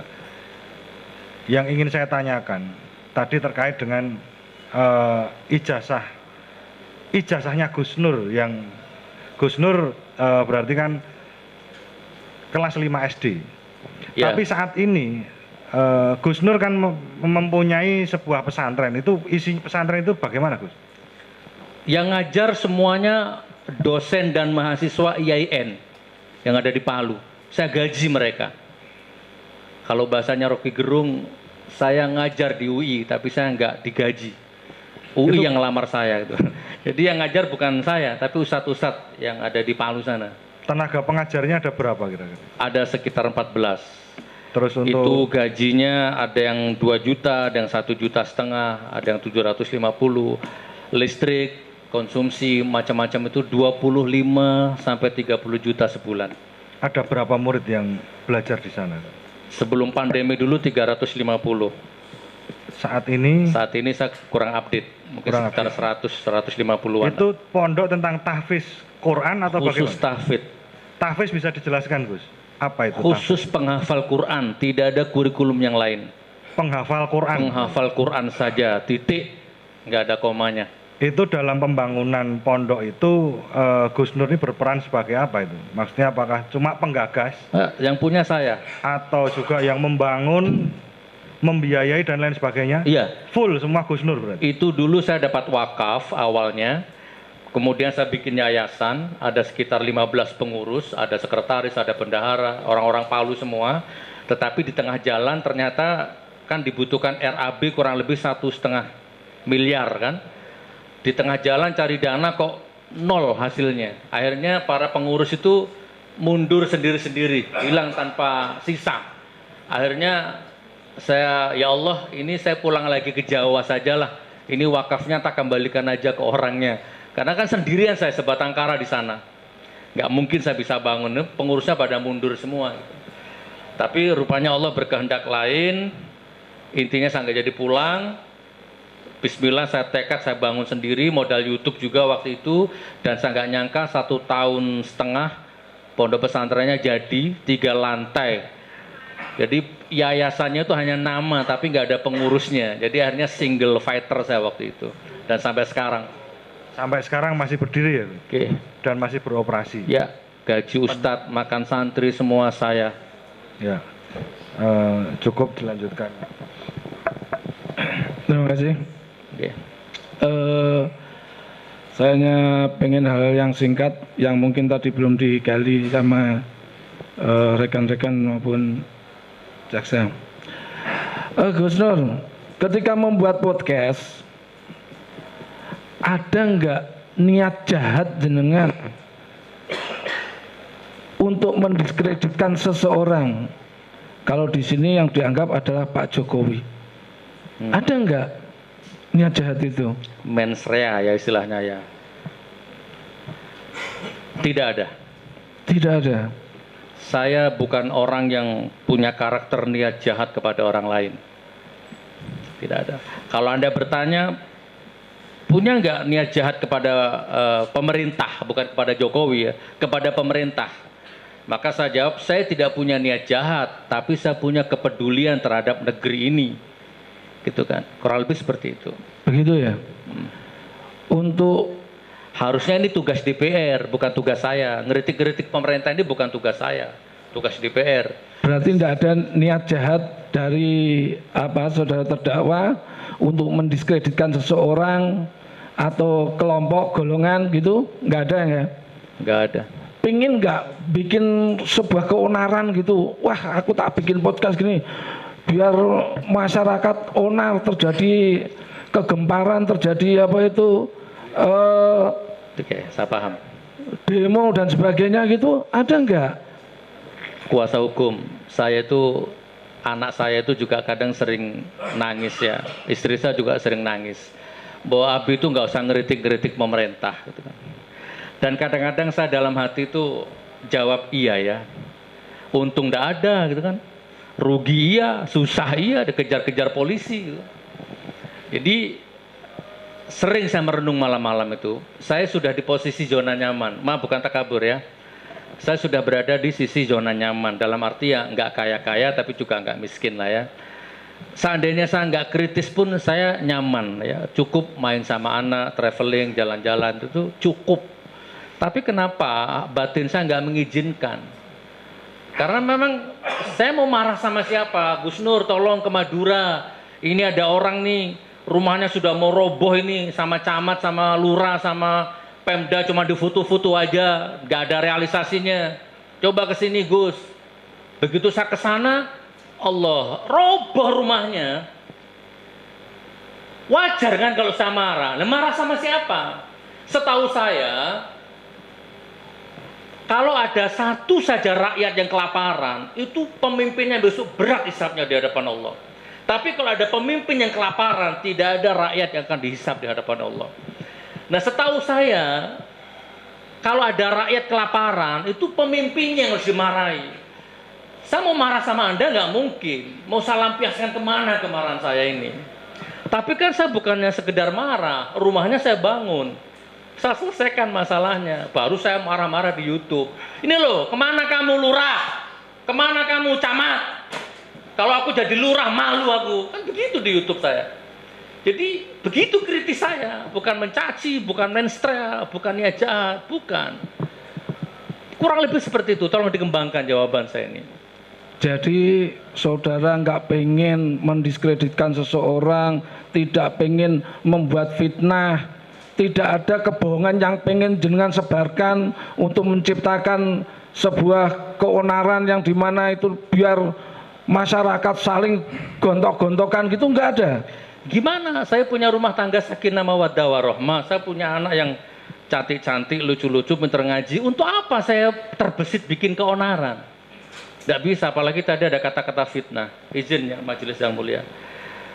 Kata-kata fitnah itu kalau di KBII artinya berita bohong. Tapi kalau rujuk ke Al-Quran, sama sekali nggak ada. Di Al-Quran itu kalau tidak salah ada 52 kosakata diksi fitnah. Dengan berbagai dinamika asbabun nuzulnya di Al-Quran, silakan dibaca. Kalau di Al-Quran fitnah itu ujian, pembunuhan, harta, handphone, anak, istri itu bisa jadi fitnah. Jadi kalau ini mau dibawa ke fitnah, misalkan rujukannya Al-Quran, nggak masuk, batal semua. Al-Anfal 28, Al-Baqarah 191, ada 198, ada juga At-Taghabun. Ya, wa'lamu annama amwalukum wa auladukum fitnah wal fitnatu asyaddu minal qatl. Banyak lagi ayat-ayat. Ketahuilah hartamu, anakmu bisa jadi fitnah. Ya kan? Jadi sebelum punya handphone, sebelum punya laptop, sebelum punya rumah, sebelum punya mobil, sebelum punya istri, sholat 5 waktu di masjid, ngaji tekun. Begitu punya handphone, punya laptop, punya anak, punya istri, punya mobil, sholatnya nggak tekun, maka hartamu jadi fitnah. Nah itu kalau Anda tadi bilang apa Gus Nur nggak ada niat fitnah, nggak ada di Al-Quran, malah nggak masuk ini fitnah, ini definisi fitnah nggak masuk. Kurang lebih seperti itu, saudara kuasa hukum. Ya sebagaimana tadi disampaikan oleh Ibu Jaksa ya, tadi kenapa sih harus mubahalah yang mendatangkan laknat, gitu? Sementara Allah adalah Rahman Rahim. Sebetulnya kalau melihat dari fakta persidangan yang sudah seperti ini, sebetulnya Gus Nur merasa sebetulnya nggak perlu terjadi seperti ini ya, nggak perlu ditangkap ya, nggak perlu diadili ya, kalau gitu. Saya mohon mestinya maaf ya. Seperti itu. Oke, saya mohon maaf ya Pak Jaksa dan Ibu Jaksa, maafkan saya. Semoga kita bisa reuni di surganya Allah ya.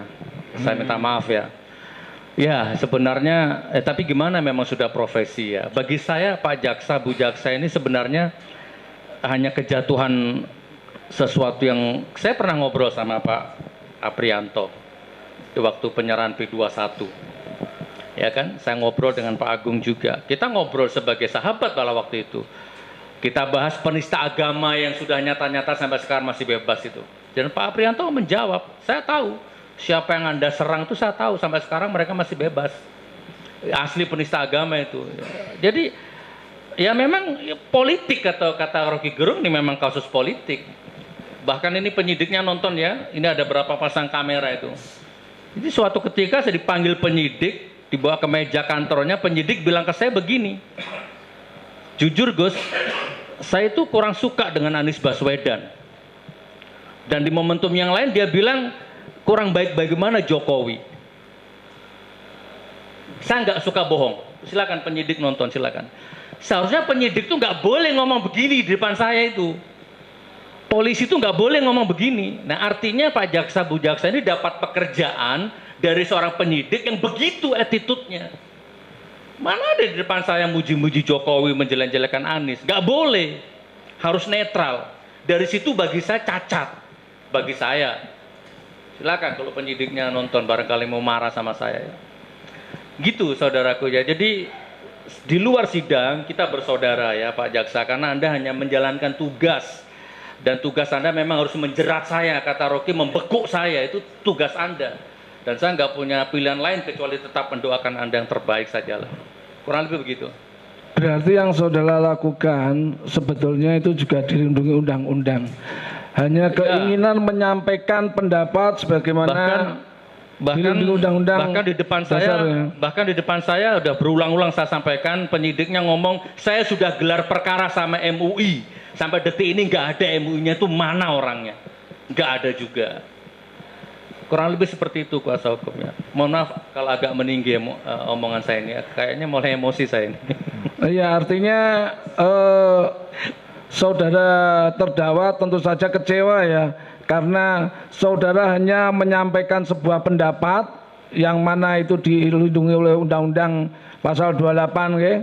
Untuk menyampaikan pendapat, tapi ternyata yang terjadi seperti ini. Kalau mau ditegakkan hukum, akhir Agustus itu, sebelum saya panggil Mbak Bang Tri, itu banyak wartawan yang mengerumuni, banyak YouTuber yang upload. Itu diproses dulu, jangan nunggu saya. Kecewa saya. Kurang lebih seperti itu.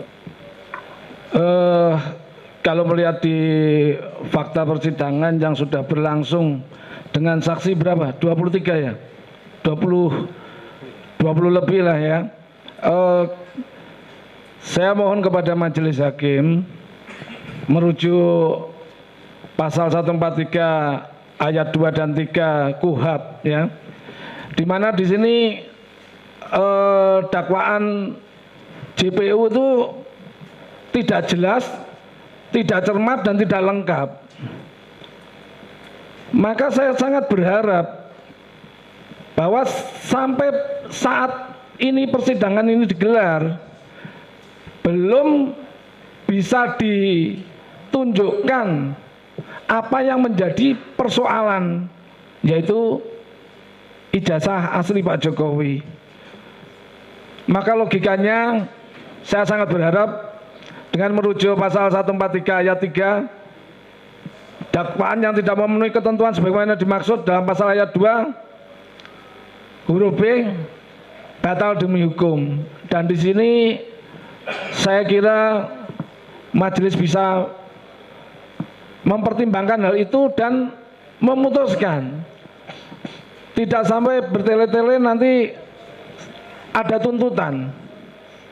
Demikian saya cukupkan. Mumpung saya ingat tadi menyebut saksi-saksi, jadi saya ingat. Sekali lagi saya mohon maaf ya, Ibu Jaksa dan Pak Jaksa, kita beda pendapat kan nggak masalah. Jadi seperti saksi Ibu Christina Martaningsih ya, kalau saya tidak salah ya. Boleh, memang tugasnya Pak Jaksa itu membela dia, walaupun sebenarnya nggak boleh juga membela dia kan sebagai pengacara negara. Tapi kan saksi fakta persidangan. Dari nama saja sudah nama baptis. Kalau saya amati, mohon maaf kalau saya salah ya. Dari namanya saja sudah nama baptis. Artinya dari kecil beliau beragama non-muslim. Di sidang beliau disumpah dengan Injil. Tapi jaksa kan mengatakan waktu di BAP agamanya Islam. Begitu BAP selesai, entah urusan keluarga kan gitu pembelaannya jaksa. Terus pindah agama. Tapi kan fakta persidangan nggak begitu sebenarnya. Seandainya Bapak Andika waktu itu nggak menemukan BAP-nya, hilang ini. Nggak ada viral-viral begini. Nah, artinya tetap ada kecacatan di situ. Cacat etis, cacat moral. Nah, tadi saya dikasih video baru. Ada tadi orang yang menunjukkan video saya, video beliau ya yang dikompilasi. Dia di satu sisi beliau diwawancarai dengan orang dan mengatakan semua datanya komplit. Ini ditujukan kan masih baru semua itu. Ini datanya, ini nilainya, dapat 9, bla bla bla bla, komplit lengkap. Tetapi di persidangan beliau ngomong ada yang dimakan rayap, ada yang hilang, ada macam-macam. Banyak sebenarnya majelis yang mulia kecacatan-kecacatan ya, tapi sudahlah nanti itu Allah dan majelis yang memutuskan. Baik. Oke, saya rasa cukup. Iya, permintaan saya tadi yang terakhir sama saudara terdakwa, saya merasa jangankan dihukum sehari ya, apalagi nanti kalau dituntut sampai entah berapa tahun atau berapa bulan, sangat tidak layak. Saya serahkan kepada Allah, insya Allah. Terima kasih majelis. Cukup ya, saya rasa. Jadi untuk permintaan saudara kita sama-sama sarjana hukum, ya. Jadi yang namanya dakwaan batal demi hukum sesuai pasal 143 itu yang pertama kan bisa dilakukan pada saat eksepsi. Saat ini tidak pada saat eksepsi, nanti di putusan kami. Kalau saudara minta tidak perlu tuntutan sidang ini diakhiri, ya nggak bisa dihentikan di tengah jalan. Kita semua tahu itu ya, tolong dipahami. Kami juga menjalankan hukum acara.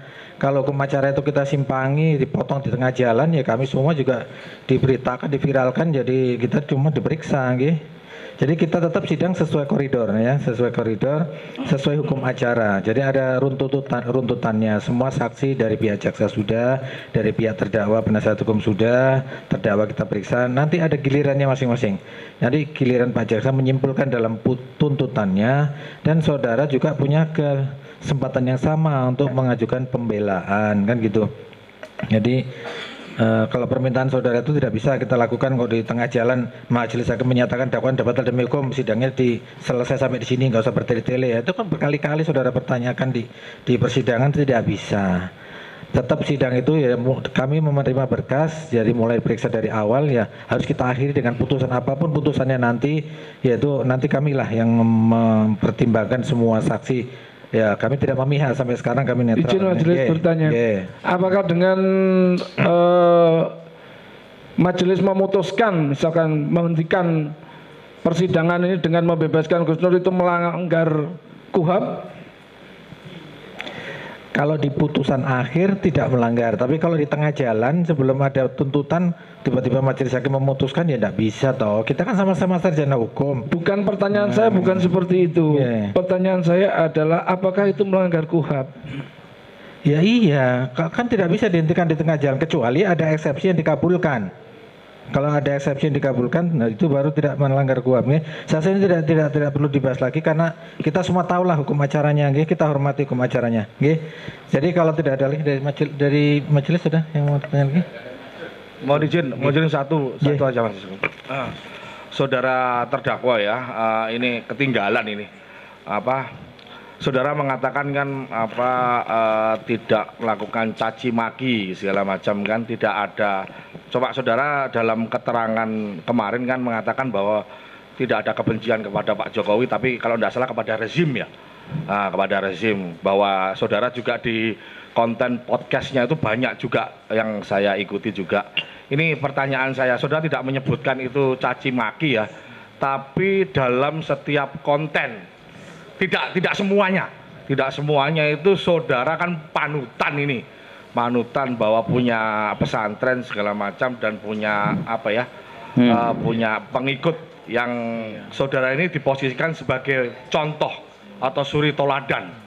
Yang ingin saya tanyakan, saudara kan mengatakan tidak pernah ngomong masalah caci maki, tapi saudara sering mengatakan jancuk, matamu picek, itu apa itu? Itu kalau di Jawa Timur keakraban. Sama, saya seperti di Jawa Timur juga. Iya. Tapi kalau ketika dilontarkan di dalam bentuk emosional. Yang saya jancukkan itu koruptor. Oke. Ya, saya nggak pernah jancuk kepada fakir miskin. Enggak. Kalau koruptor. Matamu picek menurut ke seseorang gitu? Iya, matamu picek koruptor. Iya. Kenapa? Nggak, maksudnya itu apa enggak terlalu kasar atau gimana? Oh, matamu picek gitu. Enggak, itu untung matamu picek. Ya itu. Koruptor itu harus digantung bila di luar perlu. konteks ini ya Pak Iya, Jaksa. di luar konteks. Di luar konteks Pak Jaksa. Tolong pertanyaannya berkaitan dengan perkara saja. Saya hanya berpesan lebih baik. Jangan berkata kasar Gus gitu aja. Oke. Oke, saya paham. Itu di luar konteks ya. Di luar konteks. Iya. Ada Sebagai teman enggak apa-apa, tapi kalau di persidangan di luar Jadi kalau koruptor itu dibilang matamu picek itu masih untung Pak Jaksa ya. Harusnya digantung itu koruptor itu. Barakallah.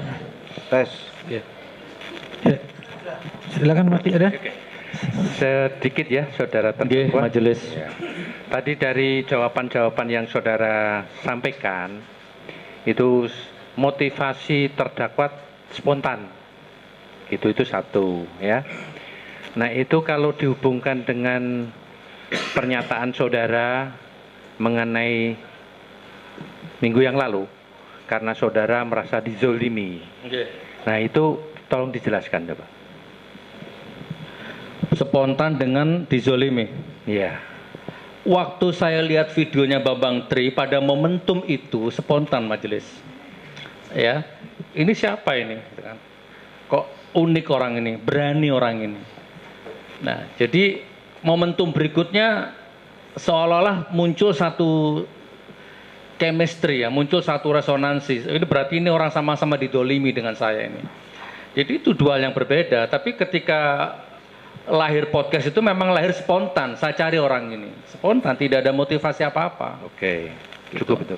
Kemudian ini soal ini tadi mengenai harapan saudara. Baik. Harapan saudara tentang isu yang disampaikan Bambang Tri mengenai ijazah palsu. Kemudian saudara mau mencari kebenarannya dengan mubahalah. Kemudian ya. Nah, kemudian lantas harapan saudara tidak diselesaikan dalam persidangan. Harapan saudara diselesaikan forum diskusi mungkin di kampus atau juga di MUI begitu ya tadi ya. Nah, kemudian saudara yakin dengan cara seperti itu akan diperoleh kebenaran? Dengan cara seperti apa yang mulia? Yang saudara harapkan tadi? Ya minimal hidup akal sehat kalau bahasanya Rogi itu ya. Saya jadi terkontaminasi dengan Rogi ini. Ya. Kebebasan berpikir itu kan minimal hidup yang mulia ya. Kalau kita selesaikan di kampus, simposium, itu kan. Dan seandainya saya presidennya, mungkin akan saya selesaikan dengan cara begitu. Udah Bambang Tri, itu coba riset, ini selidiki, ini ijazah asliku udah. Ini Bambang Tri ini cerdas orangnya, dah bikinkan perpustakaan, bikinkan percetakan. Mungkin malah saya apa istilahnya ya, tak manjakan malah kalau saya punya rakyat kritis begitu. Oke. Kemudian di dalam diskusi itu, taruhlah Jokowi hadir membawa ijazah. Ternyata masih ada pertentangan. Kertasnya harus diuji dong, sama enggak dengan kertas yang ijazah lama. Kop yang dibuat antara ketikan juga tidak harus bareng dong. Itu kira-kira untuk menyelesaikannya bagaimana kalau menurut terdakwa dengan harapan itu tadi? Majelis, mohon maaf ya, kalau semua itu berjalan di atas fitrah, berjalan di atas kejujuran, tidak ada kebohongan, tidak ada kecurangan, tidak ada insinuasi atau hal-hal yang bersifat tuduhan-tuduhan terselubung, maka alam raya dan Allah ini akan membantu. Maka persoalannya tidak akan berbelit-belit dan tidak akan sulit. Semuanya akan mudah, gratis, selesai. Nah, yang menurut terdakwa, jaminan kejujuran dari orang per orang ini siapa?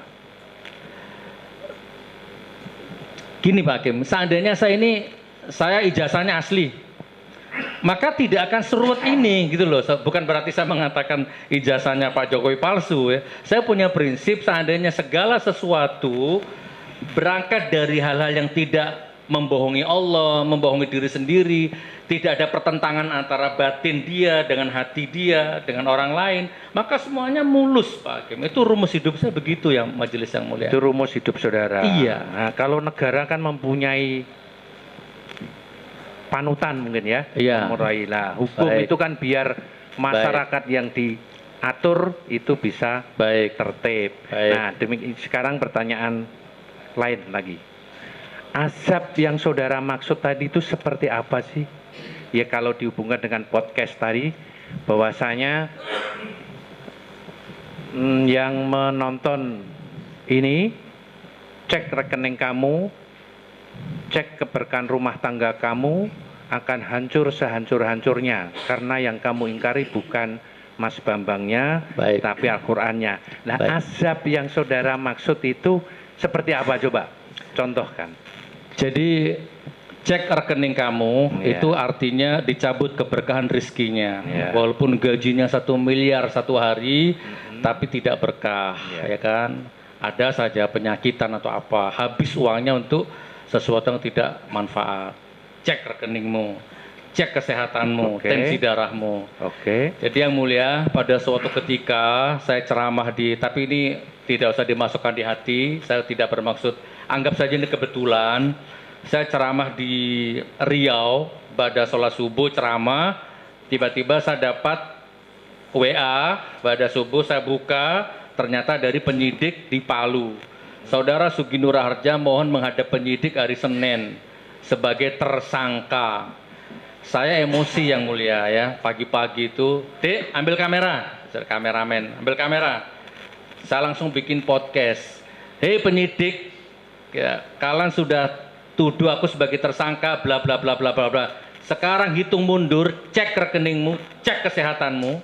Siapa di antara kita yang hancur? Itu videonya viral yang mulia. Bentar yang mulia. Nah, itu Senin saya dipanggil, saya akan datang. Ternyata Jumatnya kena tsunami, luluh lantah. Wallahualam bishawab. Apa itu kebetulan? Dulu. Oh, ini yang saya maksud perkara ini aja. Kan perkara itu saudara podcast kan September ya? Iya. Nah, September. Lah, yang menjamin itu semua kena azab. Mungkin anak istrinya ada yang sakit, itu kan ada kesehatannya juga. Itu bagaimana menurut apa juga itu termasuk azab semua? Kalau konteksnya di dalam mubahalah itu iya yang mulia. Jadi misalkan di ruangan ini ada yang tidak percaya terhadap mubahalah yang dilakukan Bambang Tri, menentang bahkan menggila-gilakan Bambang Tri, kemudian sakit misalkan meninggal atau bagaimana. Dalam konteks itu saya imani. Kalau yang percaya dengan Bambang Tri ternyata juga sakit. Apa itu ada yang mulia? Seandainya ada ya wallahualam, itu kan semua kembali kepada Allah tetap. Ya yang waktu contoh saudara sendiri aja lah ya. Katanya istrinya sakit waktu itu. Nah itu apa juga termasuk? Itu kan percaya dengan Bambang Tri. Istri saya nggak ikuti podcast. Istri saya kayaknya percaya nggak percaya itu nggak urusan yang mulia. Jadi istri saudara nggak melihat podcast. Enggak. Kemudian juga penonton di sini mungkin juga merasa ini saya juga kena azab. Kalau ada yang percaya dan dia sakit, itu berarti tidak ada hubungannya sama mubahalah, berarti itu ujian dari Allah. Ya udah. Jadi gini yang mulia, saya ringkas. Kalau ada orang baik tidak pernah melanggar hukum negara, hukum agama, dan dia sakit, maka itu ujian. Tapi kalau ada orang yang sama-sama dijalani, maksiat iya, ibadah iya, kemudian dia kena penyakit atau kena musibah, maka itu teguran. Tapi kalau ada orang yang maksiat saja, kemudian dia kena mara bahaya, maka dia azab. Begitu majelis.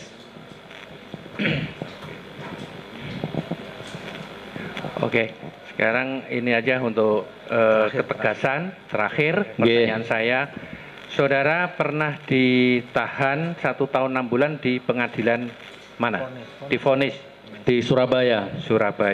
Kemudian di Palu selama 10 bulan. Iya, insya Allah. Kemudian di Jakarta Selatan 10 bulan. 10 bulan. Kalau semua itu termasuk enggak? Termasuk azab atau termasuk juga suatu bentuk perjuangan untuk apa tadi? Siap. Oh iya. Baik, yang mulia. Agak panjang nggak apa-apa yang mulia ya. Silahkan. Orang masuk penjara itu ada 3 penyebabnya yang mulia. Pertama dia kriminal. Otaknya memang kriminal, dia layak di penjara. Kedua dia ceroboh, tanda tangan tanpa dibaca misalkan, ya ternyata ditanda tangan di tender, apalah, akhirnya dia di penjara gara-gara dia ceroboh. Yang ketiga ada orang di penjara karena dia terlalu baik. ada Imam Abu Hanifah, ada Imam Hambali, ada Imam Syafi'i yang rujukan kitabnya kita pakai hidup sehari-hari. Bahkan ada Buya Hamka, ada Mbah Hashim Asy'ari pendiri NU dipenjara sama Jepang gara-gara beliau nggak mau nunduk begini. Ketika rezim Jepang lewat, semua nunduk, Mbah Hashim nggak mau, itu dipenjara 4 bulan sampai dicabut kukunya. Beliau orang baik semua gitu ya. Nah, saya tidak mengatakan seorang baik, tetapi mumpung yang mulia tanya seperti itu, dan mudah-mudahan ini bisa jadi pijakan untuk yang mulia. Yang di Surabaya yang mulia, silakan. Kemarin saya disapa sama hakim, saya lupa namanya, ternyata beliau yang nyidang saya di Surabaya juga, di sini, beliau sekarang tugas di sini. Jadi, siapa namanya? Pak Ridho ya? Ada orang namanya Ridho mencaci maki saya. Gus Nur itu Wahabi, Gus Nur itu radikal di medsos, namanya Ridho. Saya balas dengan medsos, bangsat, bajingan, ayo ketemu. Wah gitu kan. Ternyata ada orang lain namanya Ridho yang melaporkan saya. Dikira saya mencemarkan nama baiknya dia. Padahal yang saya maksud Ridho ini, bukan Ridho itu. Di pengadilan semuanya jelas, gamblang. Di pengadilan itu. Bahkan akunnya dipanggil sama hakim itu, yang Ridho yang melaporkan itu. Pak Ridho, ini Gus Nur tidak kepada Anda. Ridho itu, Gus Nur ini maksudnya ini. Akun namanya Generasi Muda NU. Pak Ridho ada hubungannya sama ini enggak? Enggak ada, saya enggak kenal sama dia. Harusnya demi hukum bebas saya. Yang saya caci maki dia karena dia memfitnah saya. Yang laporkan saya dia, enggak ada hubungannya. Di pengadilan enggak saling kenal. Ini yang saya alami majelis, demi Allah ini yang saya alami. Saya enggak salah majelis, bukan berarti seorang baik. Cukup? Kurang lebih ya, seperti saya itu. bertanya begitu tuh tadi tergerak dengan perkataan saudara sebetulnya sudah dalam zona nyaman. Kalau dalam zona nyaman mungkin malah bisa lebih rumah orang miskin yang banyak saudara. Betul yang mulia. Coba bangun. saya kasih saran yang mulia. Gimana supaya saya bisa diam melihat kedoliman ini? Saya diam gimana caranya yang mulia? Lebih baik saya hidup sama anak cucu aja. Itu porsinya Allah. Oh begitu ya. Oke, saya cukup ya. Jadi terima kasih. Mungkin ada terakhir, mungkin statement terakhir. Baik yang mulia, bismillah. Jadi seperti tadi saya katakan, orang masuk penjara itu karena kriminal, karena dia ceroboh, atau dia terlalu baik. Saya tidak berharap yang mulia menganggap seorang baik ya. Tapi ya gimana memang kita orang Islam ya. Saya tidak bosan-bosan di mubahalah 1000 Al-Quran sekalipun saya berani. Bahwa saya ini tidak ada niat untuk menjatuhkan orang, memfitnah orang, menyengsarakan orang. Yang saya marah itu adalah kebijakan-kebijakan yang selalu menyengsarakan rakyat, hanya itu yang mulia. Dan itu pun saya pingin sebenarnya diam, tapi batin kecil tidak mengizinkan. Karena saya yakin hadisnya juga ada bahwa berteriak kebenaran di hadapan sistem yang dolim itu juga pahalanya besar di sisi Allah. Tapi insya Allah saya setelah sidang ini selesai, mungkin saya akan berubah cara saya. Karena kemarin anak saya paling kecil itu sampai saya nangis, Abi kalau sudah bebas gak usah ngomong politik lagi katanya. Anak sekecil itu bisa ngomong seperti itu. Baik nak, insya Allah sayang. Saya udah janji seperti itu. Mungkin saya akan rubah polanya, saya akan bermain lebih cantik lagi. Kurang lebih begitu yang mulia. Terima kasih ya, terdakwa sudah menyampaikan unek-uneknya semuanya dan semua sudah menyampaikan pertanyaannya. Untuk pemeriksaan saya nyatakan selesai dan beri kesempatan berikutnya kepada penuntut umum untuk menyampaikan tuntutan. Kapan kira-kira bisa hari Selasa depan? Mohon izin Majelis Hakim karena proses tuntutan ini, karena ini kan perkara dari Bareskrim ya, terus kemudian Kejaksaan Agung, terus kemudian karena lokus tembusnya itu di sana, tapi memenuhi sebentar. Itu kami sidangkan di sini, kami harus menunggu petunjuk pimpinan dulu. Udah kami kirimkan, tapi belum ada keputusan. Masih menunggu. Kita soalnya dibatasi waktu ya, di awal saya sudah sampaikan. Mungkin kita dibatasi waktu, kita juga sudah keteguran kalau lebih dari, tidak boleh lebih dari 5 bulan perkara yang selesai. Udah. Oke, gini aja, kita sesuai jadwal aja. Kita coba 1 minggu dari sekarang hari Selasa nanti apa kalau seandainya belum jaksa bisa menjelaskan alasannya apa, nggih? Gitu nggih. Jadi sidangnya ditunda 1 minggu untuk beri kesempatan Pak Jaksa supaya nanti ada kesempatan juga penasihat hukum juga butuh waktu juga untuk menyusun pembelaan. Jadi supaya waktu kita tidak bertele-tele, kami berikan waktu yang pertama ini 1 minggu kepada jaksa penuntut mengajukan tuntutan, sidang selesai dan ditutup. Oke. Untuk yang agenda Bambang Tri bagaimana? Lanjut habis ini kita habis ini ya, habis istirahat. Nah, langsung. Oke. Terima kasih. Yang mulia, berarti saya boleh kembali ke rutan tidak? Boleh, sudah selesai, saudara. Oke, berarti tolong disampaikan ke pegawai kejaksaannya supaya ngantar saya ke rutan ya, karena kemarin nggak diantar, Mas Bambang, gitu ya. Terima kasih. Pengawalannya kan dari pihak kejaksaan, monggo.